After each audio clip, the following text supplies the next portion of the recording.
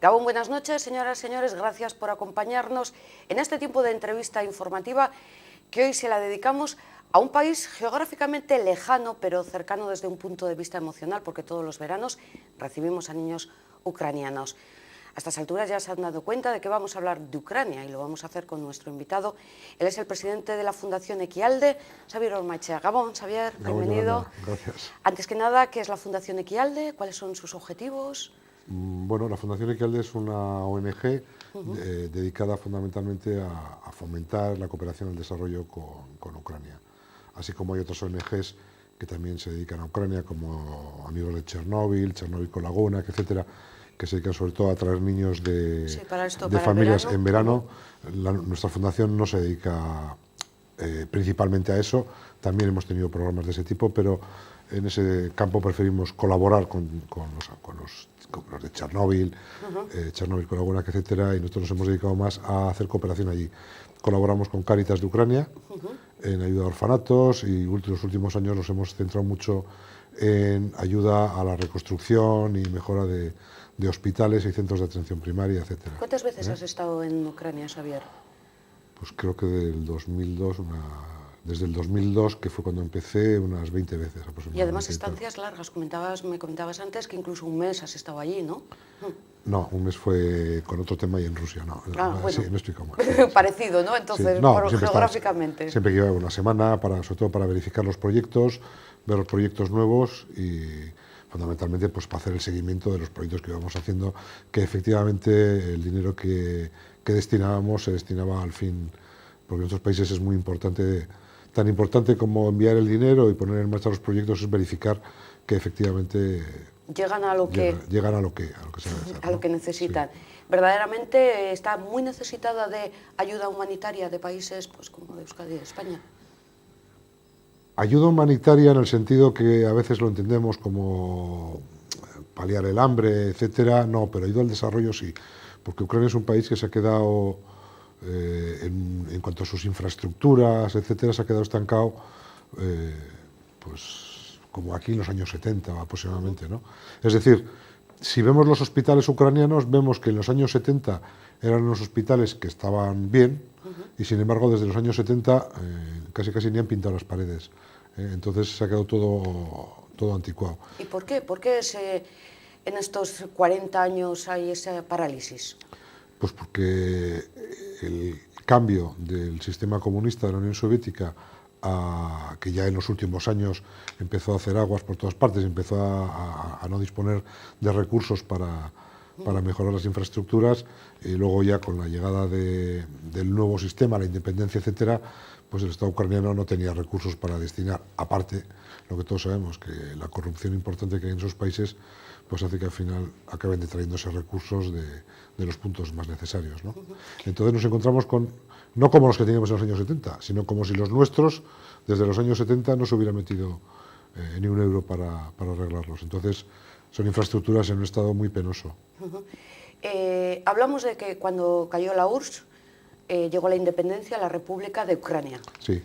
El origen del problema actual, y poco a poco nos vamos centrando, ¿está ahí? ¿Que no han sabido digerir esa independencia? En parte sí, pero en parte hay que ir mucho más atrás. Es decir, si nos remontamos a después de la Primera Guerra Mundial, el territorio ucraniano, una parte queda englobado dentro de Polonia, que es la parte que se llama Galicia, que es la parte este, que es donde hoy en día el 100% de la población habla ucraniano. Más europea, la zona más europea. Sí, bueno, Kiev es una ciudad absolutamente europea también, que es la capital de Kiev. Luego había otra pequeña zona que estuvo en el Imperio Austrohúngaro, y luego hay otra parte que siguió siempre con Rusia, ¿no? Y la Unión Soviética. Entonces ahí hay unas tensiones que se van creando entre dos sentimientos. Luego, posteriormente, el estalinismo fue muy duro con Ucrania y pusieron en marcha programas de rusificación. Entre los años 32 y 33, el régimen de Stalin provoca una hambruna artificial en Ucrania en la que mueren 6 millones de personas de hambre. Y la población que va perdiendo Ucrania, sobre todo en la zona más próxima a Rusia, es sustituida por población rusa. El territorio ucraniano fue disminuyendo. Sí, luego igual podemos ver un mapa que, Sí, que el mapa, tenemos. sí, el que os envié viendo los territorios ucranianos que han ido desucranizándose, ¿no? Mira, ahí tenemos el mapa más o menos, Bueno, se puede ver. sí, este es el mapa actual de Ucrania, donde se ve un poco, aunque se está hablando de las elecciones presidenciales, también nos indica la zona de mayor influencia rusa y la zona más ucraniana, ¿no? Vemos como, por ejemplo, si vamos a la izquierda, al oeste, estamos en la zona más clarita. En la zona más clara estamos hablando del 1,3 de votos a favor de candidatos más prorrusos, mientras que en la zona del este estamos viendo el 38%, ¿no? Sí. Pero justo este voto a candidatos más prorrusos o más ucranianos coincide con la composición étnica de las provincias, ¿no? De todas formas también es interesante para desmentir cuando se habla de que es una población totalmente rusa, la del este, sino que donde más llega pues anda entre el 32, 33, hasta el oblast o provincia de Kharkov, donde están casi el 38. Estamos hablando de la zona más oscura. La zona más oscura es la zona de mayor influencia rusa, y la zona más clara es la zona netamente ucraniana, donde no existe ningún tipo de polémica y donde el idioma ucraniano está más presente en la vida real. ¿Cuáles son las etnias que hay en Ucrania? No, básicamente, la etnia mayoritaria son los ucranianos. Hay gente que le resulta difícil distinguir a los ucranianos de los rusos. Yo lo entiendo porque a mí también me pasa, pero es igual de difícil para un ucraniano distinguir a un español de un italiano. Prácticamente, si nos oyen hablar, casi no lo distinguen. A nosotros nos pasa lo mismo. Entonces, el territorio ucraniano está mayoritariamente poblado por gente ucraniana, y en las zonas del este hay una mayor presencia de gente de origen ruso que han ido llegando con el tiempo por el desarrollo de la minería, de la industria, etcétera. Y luego hay pequeñas minorías rumanas en una zona, alguna pequeña minoría eslovaca, incluso, curiosamente, en algunas zonas de esta zona oscura hay minorías de habla griega, que son restos del Imperio Bizantino, y luego la parte donde sí podríamos hablar de una composición étnica mucho más diversa es en Crimea, en el sur. Ahí tenemos la península de Crimea. La península de Crimea aparece en negro. Sí. ¿Y todo ha desembocado o el origen actual, el origen actual del problema está con el tema de Crimea? Crimea es el problema de los que está latente más difícil de solucionar, porque Crimea, Crimea era la base de la flota rusa del Mediterráneo. Que está ahí Sebastopol. Está ahí Sebastopol. Sebastopol es, por composición étnica y por los militares que vivían allí, era una ciudad rusa, que era donde ahí no hubo, es donde más claramente hubo el levantamiento. Y entonces las tropas rusas prácticamente dominaron Crimea entera y provocaron el referéndum que tuvo lugar, que acabó a favor de la anexión a Rusia, ¿no? Pero claro, un referéndum celebrado en un territorio ocupado por un ejército extranjero es un referéndum que carece de validez legal. Democráticamente poco válido. Sí, aparte que se calcula que la participación en este referéndum pues anduvo entre un 37, dependiendo de zonas. En Sebastopol la participación fue muy alta, pero en general la participación en el referéndum anduvo entre el 37 y el 40%. Según los observadores, unos hablan del 37, otros hablan del 40, algunos llegan hasta el 50% de participación, pero en cualquier caso, un referéndum celebrado con un país ocupado por las tropas, con los acuartelamientos del ejército ucraniano rodeados por soldados, etcétera, rusos, aunque no llevaran insignias. Luego decían que eran voluntarios, pero eran voluntarios perfectamente uniformados con la última tecnología militar, lo único que simplemente habían despojado las insignias de sus uniformes. Eran militares. Eran militares de las tropas rusas. Y para los que estamos viendo y recibiendo la información que nos llega, bueno, pues, ¿quiénes son los buenos y quiénes son los malos en todo esto?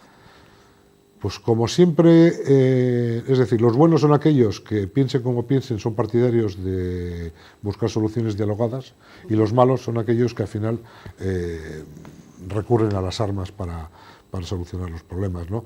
Tampoco podemos caer en el maniqueísmo de decir los ucranianos son buenos y los rusos son malos. Hay ucranianos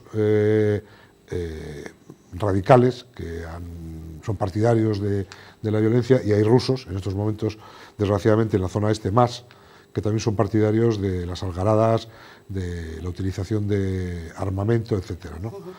Pero en general yo creo que estamos ante un caso de agresión clara de Rusia de Putin no de Rusia, sino de Putin, al Estado ucraniano, a la independencia ucraniana. ¿Pero porque quiere anexionarse Ucrania o lo único que quiere es Crimea? No, vamos a ver. ¿O lo que quiere es un paso para su gas? Rusia fue un imperio, es el único imperio que persiste de los imperios que existieron en la antigüedad, sigue existiendo. Para Rusia, Ucrania sigue siendo parte de su imperio.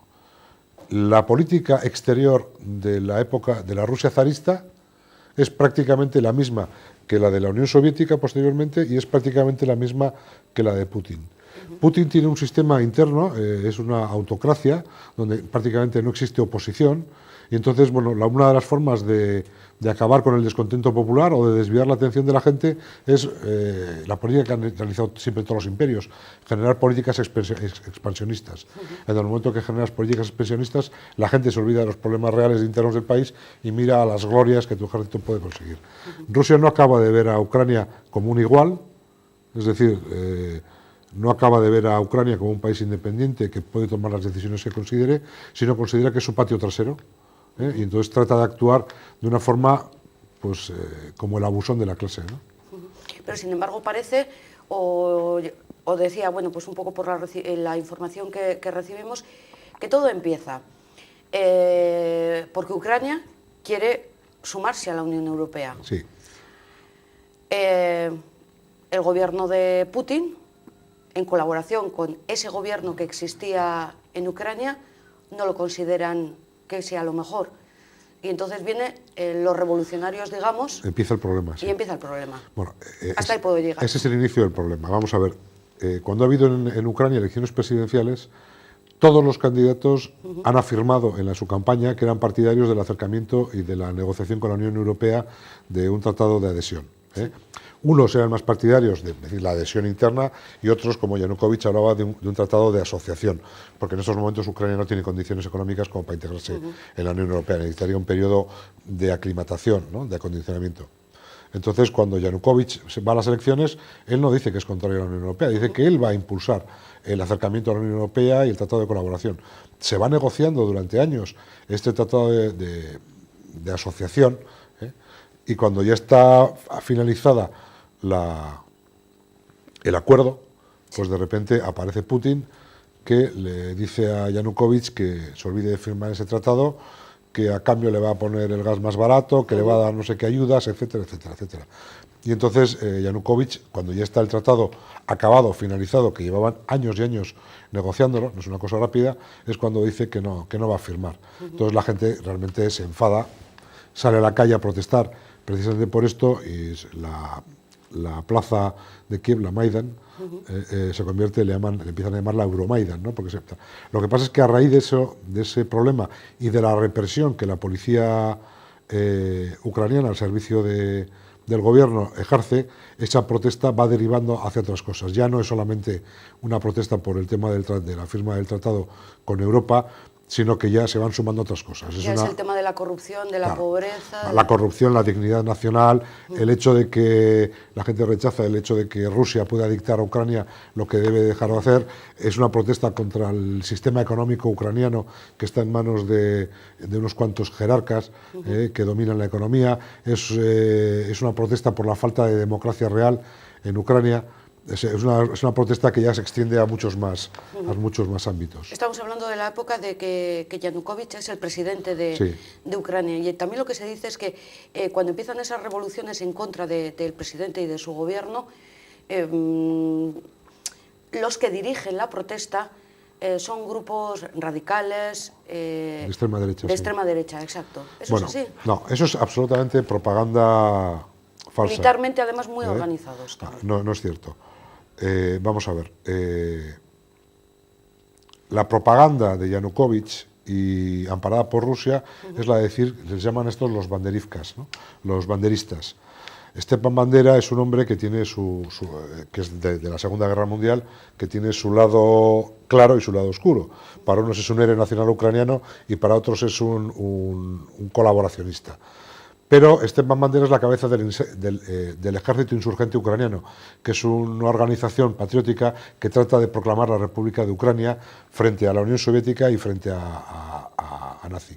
Algunos de los que participan, o muchos de los que participan, utilizan la bandera del ejército insurgente ucraniano que existió en los años 40.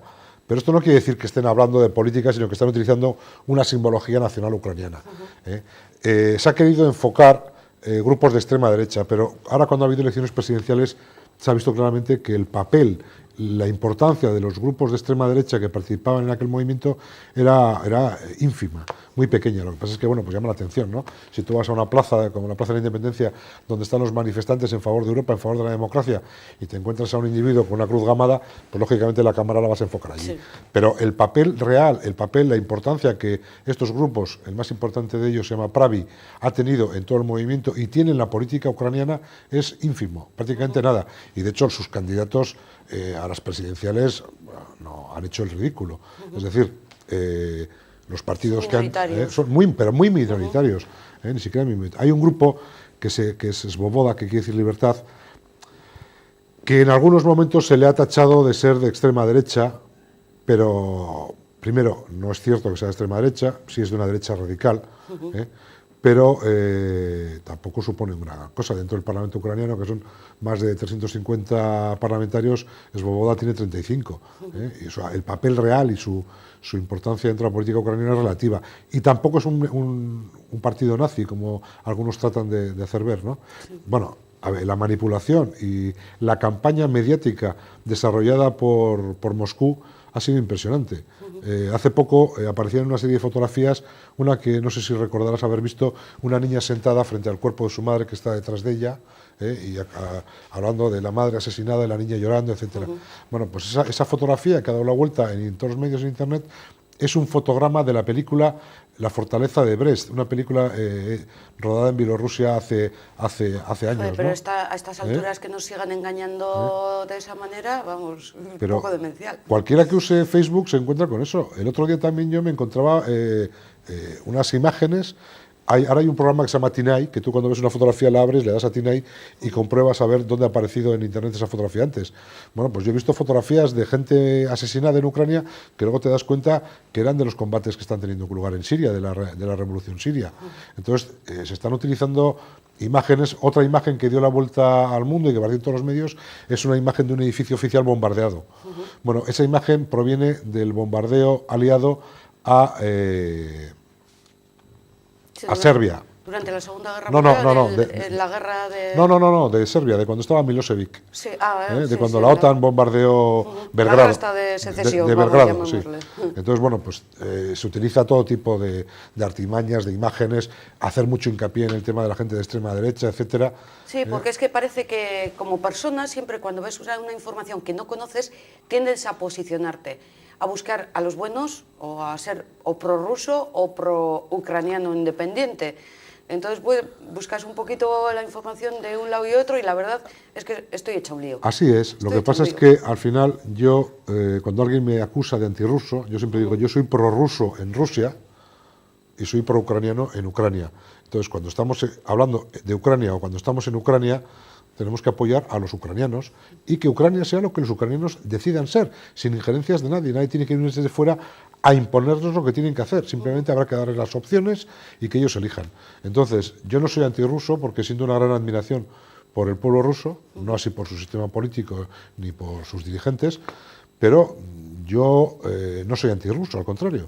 Yo siento un gran cariño por Rusia, pero también siento un gran cariño por Ucrania y creo que hay una frontera y cada uno debe vivir al lado de la frontera y tener buenas relaciones de vecindad, pero eso, vecindad. Sí, pero lo que pasa es que los ciudadanos y la población civil es siempre la que más tiene que perder en todo esto, escogiendo malos gobiernos. O sea... Desgraciadamente, así como en otros países la democracia ha llegado por una conquista, una educación que la gente le ha exigido, en lo que es la antigua Unión Soviética se encuentran de la noche a la mañana con que el régimen comunista implosiona, desaparece y que hay que hacer elecciones porque no queda otro remedio. Entonces, no existe una educación democrática. Todo lo que es el antiguo imperio pasa de la zona del periodo feudal al periodo comunista, sin haber pasado por periodos intermedios. Y del periodo comunista se encuentran con el sistema democrático al estilo occidental. Y entonces, si vemos de todos los países de la ex Unión Soviética, pues casi todos tienen unos sistemas democráticos muy deficitarios. Estamos hablando de Rusia, pero si hablamos de Kazajstán o hablamos de Tayikistán, todos estos países pues dejan mucho que desear en cuanto a sistemas democráticos. Entre otras cosas porque para que exista democracia lo que es fundamental es tener un pueblo educado y un pueblo que sepa capaz de conocer sus derechos, exigir. En toda esta zona, por ejemplo, no existen partidos con una base ideológica fuerte. Al final siempre acaban recurriendo a líderes. Es decir, la gente no vota por el Partido Socialista, por el Partido Socialdemócrata, sino por el líder del partido tal o del partido cual. Sí, siempre. Entonces acaban siempre cayendo en manos de gente con... ¿Y todos esos líderes son corruptos? Porque hemos hablado, Yanukovych, realmente él ganó las elecciones. Fue presidente... Con 4 puntos de diferencia. Tuvo que marcharse, pero él realmente las ganó como tal.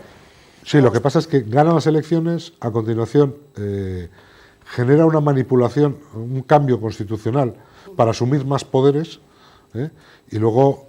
Bueno, no es que sea corrupto, es que este ya llegaba al nivel de cleptómano, ¿no? Sí, ya hemos visto que tenía una mansión, todo lo que sobraba era oro. Sí, y con un gusto horrible, por cierto. Además, encima era ladrones con un buen gusto. Recargado.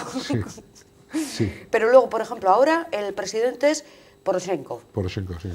¿Y este es elegido democráticamente? Sí. Este es el del rey del chocolate, ¿o esto, no? Sí, le llaman el rey del chocolate, sí. O sea, estamos hablando de un empresario que ha llegado ahí por dinero. No. Ese era el político mejor valorado de Ucrania ya en tiempos del final de Yanukovych. Desde entonces ya no es una persona ¿Pero radical. mejor valorado porque es más rico?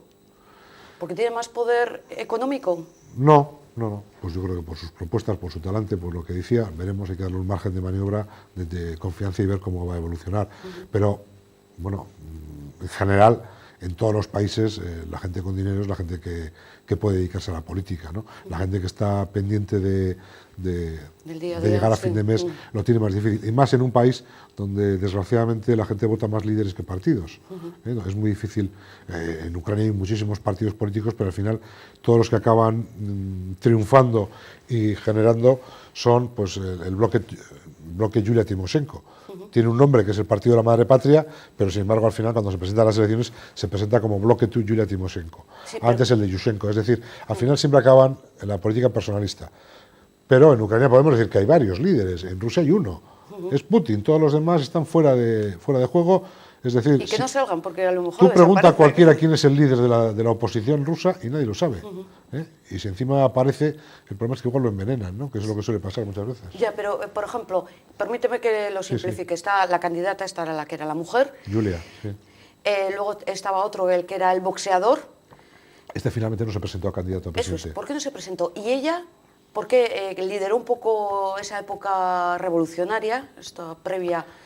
Y sin embargo luego desaparece. Y lo mismo con el exboxeador. Se presentó a las elecciones, pero no sacó buen resultado. Es decir, Julia era una posible candidata, pero Poroshenko tuvo mucho más éxito y Julia quedó en un papel muy relegada, ¿no? Como segunda candidata.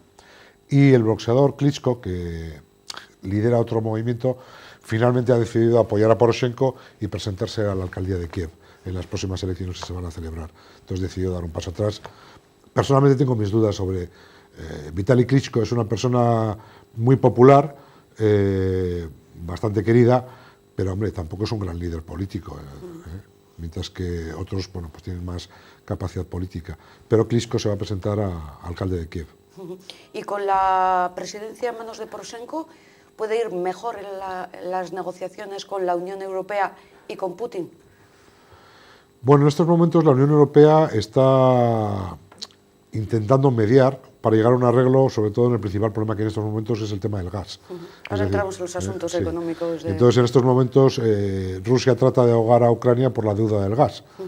En parte tienen razón, porque existe una deuda muy importante que Ucrania tiene que pagar. Pero, bueno, pues la Unión Europea trata de mediar, es decir, nosotros estamos dispuestos a ayudar, pero vamos a llegar a un acuerdo razonable, de forma que se le dé un plazo a Ucrania para pagar, que la Unión Europea pueda participar en la ayuda, etcétera. Entonces, bueno, pues yo creo que se empieza a abrir una vía de diálogo a través de la cual se puede llegar a un arreglo. Luego no nos olvidemos que también está detrás Estados Unidos diciéndole a Rusia, como te atrevas a pasar, nos las vamos a ver, ¿no?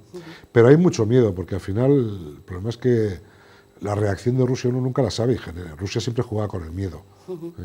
¿Y crees que puede terminar esto en un conflicto bélico? Yo creo que... ¿Y que implique a otros Creo que países? la época más peligrosa de llegar a un conflicto bélico se ha superado ya, afortunadamente, ¿no? Entonces, en estos momentos ya el peligro, aunque las tropas rusas siguen estando en la frontera ucraniana, hay más de 30.000 soldados rusos. De vez en cuando dicen que retiran un batallón, pero allí siguen estando las tropas rusas.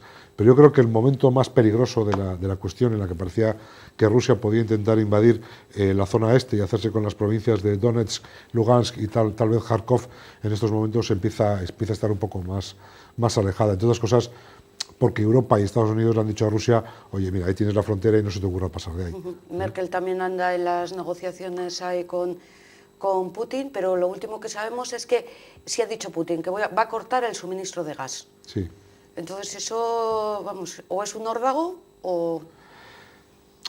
Es un órdago, pero, a ver, aquí todos jugamos al órdago, a veces con cartas y otras veces sin cartas. Él juega con cartas. Rusia no hace ningún favor a Europa ni a Ucrania vendiéndole gas. Es un negocio. La principal fuente de ingresos de Rusia es el gas. Entonces, Rusia dice, pues dejo de vender gas. Y digo, oye, ya, y dejas de recibir dinero. Entonces, no se trata solamente de Ucrania, sino de todo el suministro de gas a Europa. Y en estos momentos, el principal ingreso de comercio exterior que recibe Rusia es a cuenta de la venta del gas. Entonces, no pueden hablar tan alegremente de que van a dejar vender gas, porque eso supondría un revés económico muy importante para Rusia. Entonces, Rusia está obligada a llegar a un acuerdo de cualquier forma con la Unión Europea y con Ucrania para normalizar el comercio internacional. Pero ya ha preparado otras salidas para su gas. Están los oleoductos que pasan por Ucrania, pero bueno, luego ya tiene por el Mar Negro y por otra... Algunos están en proyecto y están sin llevar a cabo, y otros son insuficientes para suministrar gas a Europa. Es decir, sí es posible, pero es como si ahora yo digo que España, con el gas de Argelia, podríamos suministrar gas a Europa. Es decir, en teoría es fácil de pero prever. tienes que preparar la infraestructura. Lo que pasa es que Francia no ha hecho la conexión por Cataluña y la conexión que tenemos con Euskadi Norte es pequeña. Entonces no es suficiente para lanzar todo el gas que podría consumir Europa. A futuro sería una vía importante a potenciar, de forma que el gas de Argelia, incluso de Egipto, etcétera, de todo el norte de África, pudiera cruzar la península y entrar a Europa. Porque a nosotros no nos afecta, porque eso, no recibimos el gas ruso. Nosotros nosotros el gas que recibimos lo recibimos del norte de África y luego a través de las bahías de Vizcaya, gas, etcétera, recibimos gas licuado proveniente de Trinidad y Tobago. Entonces no dependemos para nada del gas ruso. ¿Y Crimea terminará siendo de Ucrania o de Rusia? O a lo mejor independiente, no sé. Independiente es un país, yo creo que es un país inviable como para ser un país independiente. Es complicado. Yo creo que una vez que Rusia tiene cogida la presa, como la tiene en estos momentos, va a ser muy difícil que la suelte. Europa y Estados Unidos le están diciendo a Rusia que no van a aceptar bajo ningún nivel, bajo ningún caso, la legitimidad de la incorporación de Crimea. Yo creo que la solución de Crimea pasaría pues, por igual negociar un referéndum, pero un referéndum en condiciones, es decir, con garantías democráticas, con observadores internacionales, etcétera, ¿no? Los tártaros de Crimea, que es una de la principal etnia histórica de Crimea, no... Sí, por las películas, lo de los tártaros por las películas. Taras Bulba. No participaron en el referéndum. La población ucraniana también boicotó el referéndum. Entonces habría que establecer una Pero la población de Crimea es más prorrusa. Se calcula aproximadamente, sí, que un 70 y tantos % de la población es étnicamente rusa de Crimea. Entonces ahí estaría... Un 20 y tantos %. Bueno, vale, pero es que no puede sacar, no decir, como es rusa para Rusia, no. Oye, bueno, pues que habrá que hacer un proceso, que hablen, que decidan, que debatan, y cuando vayan a votar, que voten democráticamente y con garantías. Eso se trata, ¿no? Igual no hay otra solución que esa. Mis amigos nacionalistas ucranianos, desde luego me dirán que estoy loco, que ni hablar, que eso es Ucrania y que eso no se puede ceder. Sí. Pero ante una situación de tal, tú no puedes mantener un territorio en el que un 70% de la población está en contra de formar parte del país. Entonces, bueno, pero tampoco puedes dar por válido un referéndum que se ha hecho con las tropas rusas ocupando el territorio y con un porcentaje importante de la población boicoteando. Entonces, habrá que llegar a un acuerdo internacional entre todas las partes de ver qué se hace con Crimea y que la población de Crimea, ojo, la población de Crimea, no los ciudadanos rusos de pasaporte ruso que viven en Crimea puedan dar libremente su opinión, porque otra cosa que no nos podemos olvidar, los ciudadanos rusos de Sebastopol con pasaporte no tuvieron ningún problema para ir a votar en el referéndum. Eso no les importó lo más mínimo. Porque en realidad, más que Crimea como tal, lo que les interesa es toda esa zona de la Sebastopol, flota. sí, porque bueno, pues toda la base militar de la Armada rusa en el Mediterráneo está en Crimea. Y eso que estamos en paz, ¿eh? O sea, que es un periodo de paz, que no es algo bélico y no sé por qué. Sí, pero así como al principio, después de la caída de la Unión Soviética, Rusia había ido abandonando cada vez más su papel de potencia hegemónica que iba dictando en el mundo su papel, y eso se lo había comido todo Estados Unidos. En estos momentos Putin trata de lanzarle de vez en cuando un órdago a Estados Unidos y decirle, oye, yo sigo siendo una superpotencia y sigo jugando en el ámbito internacional. Entonces la flota es importante para eso. Pero en realidad Rusia le regaló Crimea a Ucrania. Eso no es del todo cierto. Eso es una retórica del año 50 y tantos que se decía, bueno, el regalo por la incorporación es Crimea, etcétera. Te regalo Crimea. No, el asunto es mucho más complejo que eso. Crimea era una zona pobre, con muy pocos recursos, con unas infraestructuras horribles. Prácticamente Crimea, si nos fijamos en el mapa, es una isla con muy poca unión con el continente. A ver si podemos volver a ver el mapa y entonces ya nos volvemos a situar, que está todo rodeado. Sí, no tiene garantizado el suministro de agua potable. Es lo que vemos en negro. Sí, pero vamos, en el mapa parece como que está totalmente unido. Crimea prácticamente es un istmo, salvo por una pequeña zona está aislada. Es una zona que tiene muy poca industria, su agricultura no es excesivamente rica, aunque tiene un vino de muy buena calidad, y es una zona que tradicionalmente se ha dedicado al negocio derivado de las bases rusas y al turismo, porque Crimea era la zona de veraneo de los ricos rusos, primero de los nobles rusos en la época del zar y después de los miembros del aparato. Entonces, al estar separado del territorio de Rusia, pues lógicamente era mucho más normal dárselo a Ucrania y que Ucrania se encargase de las infraestructuras, del agua, del negocio, de la industria, etcétera. Entonces, aquello del regalo, bueno, pues fue una de esas cosas retóricas que en tiempos de la URSS, Nikita Khrushchev, que era de origen ucraniano, dijo, no, este es un regalo que hago a Ucrania, pero vamos, no era tan regalo. Y también, remontándonos al pasado, se dice que durante la ocupación de los nazis de Rusia, Ucrania se posicionó a favor de los nazis. Y volvemos un poquito al tema ese, que igual sí, eso es la parte, estamos recibiendo esa información un poco manipulada. Son temas que requieren tiempo para poder explicar. La parte... A ver, enseño en el mapa. Sí, ahora volvemos a ver el mapa. Bueno, eso es, a ver. La parte occidental de Ucrania, no te puedo decir exactamente, pero vamos a ver, serían más o menos las 3 provincias que están a la izquierda de la imagen y parte de las siguientes formaban parte de Polonia. De la parte más clara estamos hablando, De la ¿no? parte más clara, sí, la parte de la izquierda. Sí. Esa zona formaba parte, estaba bajo dominio polaco. Vale. Entonces, cuando empieza la Guerra Mundial, es algo que la gente se olvida, la Segunda Guerra Mundial empieza cuando los alemanes invaden Polonia. A la vez que los alemanes invaden Polonia, la Unión Soviética invade todo el este de Ucrania y se lo incorpora. Se lo incorpora. Cuando los nazis después vuelven a invadir Rusia, la población que había sido asimilada por la Unión Soviética 2 años antes, claro, se junta al otro, los reciben como liberadores, porque piensan que les van a devolver la independencia. Y luego juegan un papel los nazis diciendo que van a constituir el Estado ucraniano, etcétera. Entonces hay gente que se fía de esto y colabora con los nazis, ¿no? Pero hay que juzgar las cosas en el momento en el que estábamos, entonces, no en el momento actual. A Stepan Bandera, este héroe nacional ucraniano, que hay gente que el de la cara y la cruz. Pues bueno, Stepan Bandera estuvo 3 años en un campo de concentración alemán y sus 2 hermanos murieron en Auschwitz. Entonces, ¿cómo se puede decir a uno cuyos 2 hermanos han muerto en Auschwitz y que él ha estado 3 años en un campo de concentración alemán, cómo se le puede decir que es un colaborador pro-nazi? El ejército insurgente ucraniano luchó tanto contra los soviéticos como contra los nazis. Ellos luchaban por Ucrania. Pasa que en cada momento pues los nazis decían que eran prosoviéticos y los soviéticos decían que eran pronazis. Es cierto, eso no lo podemos negar, que dentro del ejército alemán hubo una división de ucranianos, la división Galitzien, ¿no? En la que cuando se formó, quedaron 8.000, Pero la idea cuando se crea esta división es que en el futuro ejército ucraniano esta división se convierta en el Ejército Nacional de Ucrania. Entonces, las cosas son más complicadas, la gente al final tiende a decir buenos, malos, nazis, no nazis.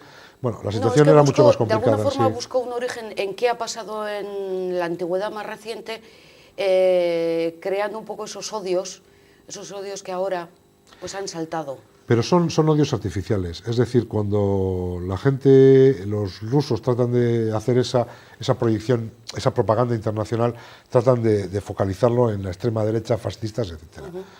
Yo personalmente, luego se ha ido viendo en las elecciones, etcétera, que los de extrema derecha en Ucrania no pintan nada. Son todos partidos democráticos que van desde la derecha hasta el centro izquierda, hasta el socialismo, pero que cubren un espectro que en Europa sería el normal dentro de los países partidos democráticos. Que lo hemos visto en las elecciones al Parlamento Europeo. ¿Que hay una extrema derecha? Como hay una extrema derecha pues también. También la hay en Francia, ¿no? Eso, con Le Pen. Sí, sí. Sí, pero cuando hablamos de Le Pen no podemos hablar de nazis. Es decir, cuando hablamos de extrema derecha en Europa tampoco podemos simplificar diciendo que son como los nazis. Pero incluso esta extrema derecha, que podría ser tipo Le Pen en Ucrania, pues tiene un porcentaje muy pequeño dentro de la población y mucho más dentro de las elecciones. O sea, que lo que está pasando ahora en ningún caso podemos achacarlo al odio vivido por generaciones anteriores. No, para nada, para nada. Por ejemplo, lo comentabas... Eso está superado hace muchísimos años. Sí, eso entre la población civil, ¿no? Sí. Tú que has estado allí, que has hablado con ellos, creo que tienes muchos amigos nacionalistas ucranianos, ¿no? Sí, algunos bastante radicales en cuanto a su nacionalismo. Y otros, también tengo amigos que se educaron en la época de la Unión Soviética y que incluso el tema de la independencia ucraniana, pues que lo ponían entre comillas. Hace poco estaba hablando con un amigo ucraniano por internet y al acabar yo siempre me despido con Slava Ucraina, que dice Gloria Ucrania. Y él siempre me contestaba con la contestación que es Geroya Meslava, que es Gloria a los héroes.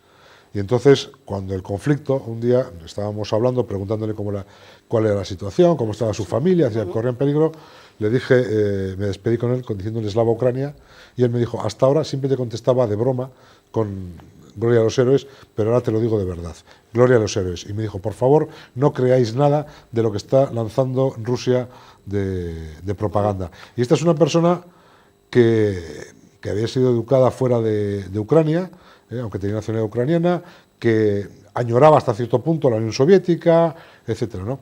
De hecho, hay una cosa curiosa, la población que se está diciendo rusa, cuando se les entrevista, suelen decir que ellos no se sienten rusos, que se sienten soviéticos, que es otro fenómeno curioso. Cuando dicen y tal, ¿usted se siente ruso? Dice, yo me siento soviético. Es decir, que es una especie de añoranza por la gloria pasada de la Unión Soviética, que también habría que tenerlo en cuenta, ¿no? Sí, pero es que es una Unión Soviética, es raro que se sientan soviéticos, una Unión Soviética comunista, que también tuvo sus consecuencias, lo comentabas al principio, con 6 o 7 millones de muertos en el invierno. En la hambruna, sí, en el 32, 33. 32-33, sí. Ahí, la culpa de eso fue del sistema soviético. Sí, de Stalin. Stalin y su dirigente en Ucrania, Kaganovich, que es un hombre que murió hace poco, a pesar de su nombre, murió en la cama, etcétera, ¿no? Y hay cantidad de historias de estas. Sí, hemos visto el vídeo, además que nos ha pasado a través de la Fundación Equialde, que seguramente los espectadores pueden verlo desde el canal Historia, o sea, por eso tampoco podemos ponerlo ahora en la televisión, pero lo pueden ver a través del YouTube, me imagino, ¿no? Sí, en YouTube, si ponen Holodomor, Lodomor, todo junto. Lo digo por si alguien luego quiere, o sea, lo tengo apuntado, puede llamarnos a la tele y pedirnos... Hay un documental que es el del canal Historia, que es largo, es la Unión Soviética al descubierto, donde se habla de toda la historia de la Unión Soviética y todas las atrocidades. Pero hay una parte de 8 minutos que hace referencia a y eso es la hambruna. Esa es la hambruna ucraniana. Y entonces la parte que te pasé hace referencia a la tragedia del 32-33, que por cierto el Parlamento Vasco fue el primer parlamento occidental en aprobar una resolución calificando de genocidio la hambruna artificial ucraniana. ¿Se considera genocidio fronteras para allá o no? Creo que hay dudas todavía. A ver, Rusia siempre ha presionado para que no se considere genocidio. Cuando las Naciones Unidas aprobaron el recuerdo de la hambruna artificial ucraniana, Rusia no se opuso. Pero posteriormente, cada vez que un parlamento de cualquier parte del mundo ha querido reconocerlo, Rusia ha intervenido por debajo, forzando a través de sus embajadores para que no se reconozca. Pero el caso es que murieron porque les quitaron el grano, digamos, eran campesinos. Sí, fue después de que crearon las granjas colectivas. O sea, el sistema comunista. El sistema comunista, sí. Entonces, lo que hicieron fue imponer una tasa de producción muy alta, y era, bueno, tú hasta esta tasa de producción tienes que entregarla al Estado, todo lo que supere esa tasa de producción es para ti. Eran tasas imposibles de cubrir. El Estado soviético se llevó todo el grano. Durante esos años la Unión Soviética exportó grano a Europa y la población murió. Se creó un cordón militar para evitar que la población ucraniana pudiera salir fuera, o para evitar que bienes o alimentos entraran en Ucrania, y bueno, la gente murió de hambre de una forma atroz, ¿no? Que realmente entonces parece que es lo que se buscaba. Lo que buscaba el gobierno de Stalin en aquella época. En aquella época lo que pretendían era desucranizar toda esta zona. De hecho, Ucrania en ese momento tenía un territorio mayor, bueno, no Ucrania, sino la zona ucraniana, la nación ucraniana ocupaba mayor. Hay un territorio que se llama Kagan, que es en la zona del norte del Cáucaso, que era de habla ucraniana. Eso hay mapas de 1918 en los que se delimita perfectamente las zonas de habla ucraniana. Esas zonas quedaron absolutamente rusificadas. Y lo decía porque hablábamos del tema de la Segunda Guerra Mundial y de esta época, a ver si eso podía haber alimentado un odio entre la población ucraniana. No. En este caso, la repulsa. El problema es que ahora, cuando estamos viendo todo esto, nos llevamos una idea equivocada del pueblo ucraniano. El pueblo ucraniano es un pueblo absolutamente pacífico. A lo largo de su historia ha sido siempre bastante conformista. Que no es un pueblo amigo de revoluciones, etcétera. Cuando el pueblo ucraniano se levanta es porque le han tocado las narices mucho, pero mucho, mucho, mucho. Es decir, los ucranianos realmente son un pueblo bastante tranquilo, y es muy difícil recuerdo después de la independencia, cuando había las huelgas famosas de los mineros, todos secundaban la huelga, pero luego nadie iba a la manifestación porque se iban a trabajar a la huerta. Y entonces solamente hemos visto 2 levantamientos populares de ucranianos, y es porque realmente la situación ha sido ya alarmante y la gente ha llegado a hartarse. Pero no pensemos que los ucranianos son un pueblo que se levanta cada 2 por 3, ni mucho menos, sino que la situación tiene que llegar a un nivel muy al rojo vivo para que la gente se harte y esté dispuesta a ir a la Plaza de la Independencia, estar aguantando como francotiradores rusos desde las azoteas estén matando gente, y sin embargo la gente aguante allí. Sí. Yo la verdad es que cuando veía la situación aquella, me ponía en el lugar y decía, yo no sería capaz de seguir en la plaza cuando estoy viendo compañeros que están muriendo. Parecía una batalla campal en el centro de la ciudad. Y sin embargo la gente pues se quedó allí, aguantó y mantuvo el tipo, ¿no? Y es algo que realmente, o sea, son actos que para mí son auténticamente de heroísmo, ¿no? Entonces, pues el pueblo de Kiev y toda la gente de otros pueblos, porque claro, solo hemos visto los levantamientos de Kiev, sí, pero hubo levantamientos en casi todas las ciudades. Realmente actuó con heroísmo, ¿no? Estar bajo las balas de los francotiradores y sin embargo aguantar ahí el tipo sabiendo que te pueden pegar un tiro en cualquier momento. No es el momento ahora, ¿no?, para viajar a Kiev o a Ucrania en general. A Kiev sí, se puede viajar sin ningún problema. ¿Tú estás animando para seguir viajando, volver a hacer otra visita de cooperación, ver cómo está la situación in situ? Totalmente, no hay ningún problema. O sea, que ¿No temes por tu integridad física? No, cuando estamos hablando de problemas de integridad, pues puede ser en Slaviansk, que es la zona del pueblo la ciudad fronteriza, que es donde realmente está habiendo combates, etcétera.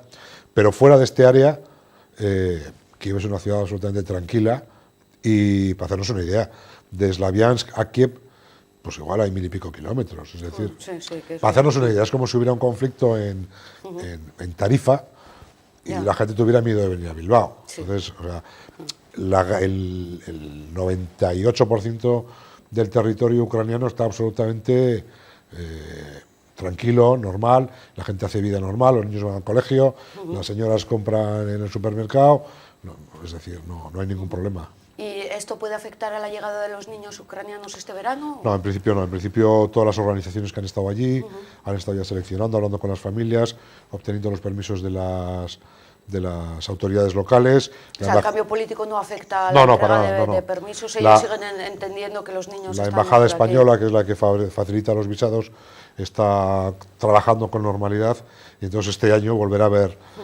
niños ucranianos en todos nuestros pueblos. Euskadi afortunadamente es una de las zonas del Estado y de Europa que más niños ucranianos traen con familias y entonces este año volveremos a verles y a disfrutar de su Les veremos en la de su playa, en presencia. nuestras piscinas, Seguro, es verdad, seguro. disfrutamos con ellos. Seguro Además, que sí. Son niños súper Quisiera hacer un agradables, llamamiento, aunque igual es un poco tarde, de que así como al principio había muchas familias vascas que estaban deseando acoger niños y hablaban con las asociaciones, pues en estos años está bajando el número por la crisis. La gente antes sí. tenía mejores y en estos momentos está un poco peor.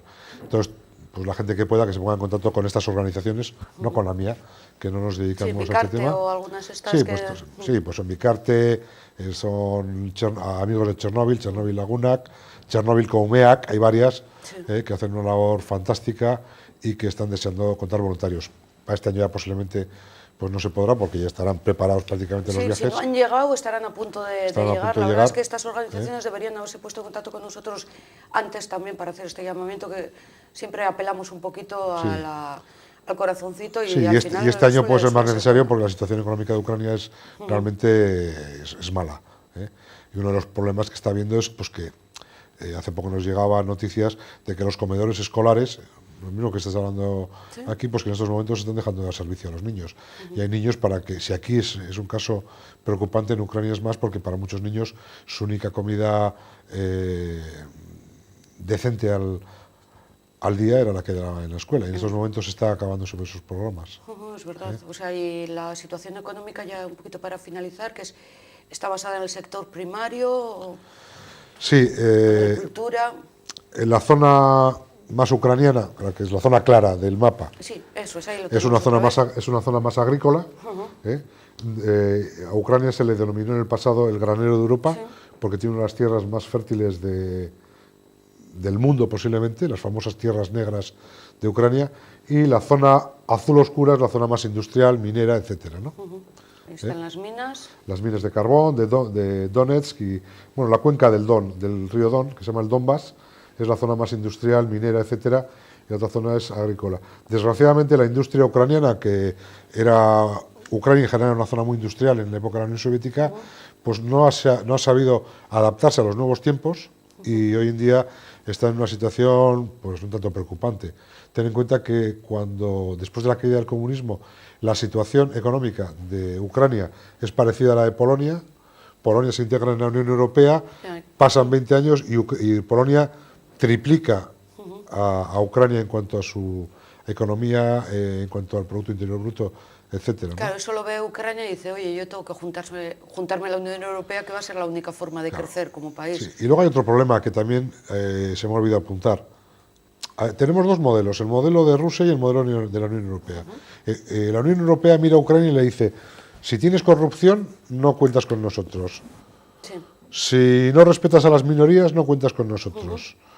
Si no tienes un sistema económico más o menos estable, no cuentas con nosotros. Si te comprometes a estas tres cosas, la Unión Europea te apoya y te ayuda. Y luego tenemos Putin.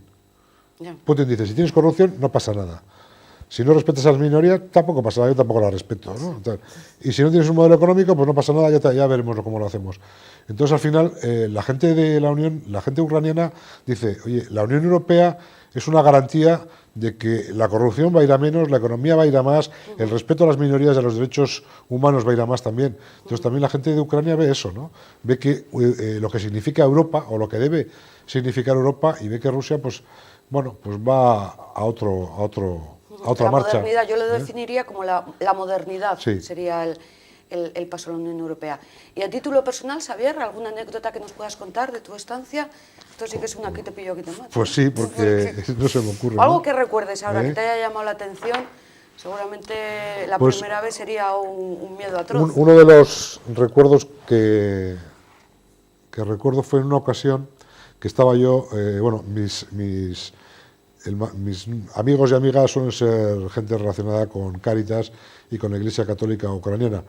Y entonces estábamos con unas monjas que trabajaban para Cáritas y había un niño de la calle, de Kiev. Y entonces fuimos con él para llevarle a un hogar infantil y para ofrecerle si quería vivir allí. Y entonces el niño fue, y entonces cuando íbamos en el coche hacia el hogar infantil, yo iba hablando con el niño, utilizando a una monja de intérprete, y le preguntamos si sabía leer y escribir.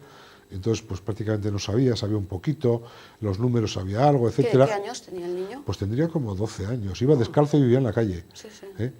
Y recuerdo que llegamos al hogar infantil, le enseñamos el hogar infantil y le dijimos, oye, si quieres vivir aquí, puedes venir a vivir, etcétera, ¿no? Y el niño empezó a mirar y dijo, hombre, pero si pudieran venir mis amigos. Y luego al final preguntó, ¿y si vivo aquí, puedo venir y marcharme cuando yo quiera? Y le dijeron, no, si vives aquí, vives aquí. Tendrás un horario como todos, podrás salir y tal. Y entonces dijo, pues mira, me lo he pensado mejor y no, mejor me vuelvo a la calle. Y entonces le llevamos a Kiev y ya al llegar a la Maidan, precisamente, paramos el coche para bajar. Y entonces yo bajé detrás de él y yo te iba con la idea de decirle, voy a cogerle y le voy a llevar a comprarle unas zapatillas deportivas, por lo menos para que no vaya descalzo. Y justo el niño empezó a correr y siempre me quedé con la cosa de que no le pude comprar las zapatillas, ¿no? Y yo recuerdo que le veía descalzo y se marchó descalzo. Y es algo también que es impresionante, ¿no? El saber que en una ciudad como Kiev hay niños de la calle, que sobreviven en invierno porque se meten en los tubos de la calefacción, que son central. Y que es el recuerdo de aquel niño que estaba allí descalzo, vivía en la calle, con su cuadrilla, etcétera, y que no le pude comprar los zapatos. Bueno, tengo muchísimas anécdotas de mis visitas aquí, pero bueno. Pero esa se te ha quedado grabada. Esa se me ha quedado grabada por el hecho de que yo iba en el coche cuando íbamos volviendo y vivía con la idea de le voy a comprar unas zapatillas para que no vaya descalzo. Y sobre todo, ¿de qué pensaría el niño? Que, no sé, de qué sería un hogar. Me imagino que el desconocimiento nunca habrá tenido un hogar y... Desgraciadamente no, porque nos contó que su madre se había muerto, que el padrastro estaba en la cárcel y que entonces que él había estado en la calle, etcétera, ¿no? Entonces encontrarte... Claro, a veces, igual lo que digo suena muy racista. Cuando tú lo ves en documentales de los meninos da rúa en Brasil, etcétera, resulta duro. Pero cuando lo ves en niños rubios, de ojos claros, etcétera, o sea, que los ves más europeos, te choca muchísimo y entonces impresiona, ¿no? Y también te sirve para sensibilizarte a lo que están pasando aquellos. Porque lo ves, ¿no? Y hasta cierto punto lo ves como si fuera tu hijo y constatar que existen esas cosas, que existe ese tipo de pobreza. Tampoco vamos a generalizar, no es que en Kiev sea un sitio de miseria, pero encontrarte con niños de la calle en pleno corazón europeo es duro, ¿no? Y a veces pues preferimos mirar hacia otras zonas del mundo porque pensamos que la culpa es nuestra por el colonialismo, etcétera, pero en el corazón de Europa también tenemos situaciones dramáticas. Pues a ver si se mejora toda esta situación. Xavier, gracias por toda la información que nos has aportado, que nos ha ayudado a conocer mejor Ucrania y su gente. Gracias. Le damos también las gracias a todos ustedes. Este es Tiempo de Entrevista. Mañana, tiempo de debate o de tertulia. Les esperamos a esta misma hora. Gabón, muy buenas noches.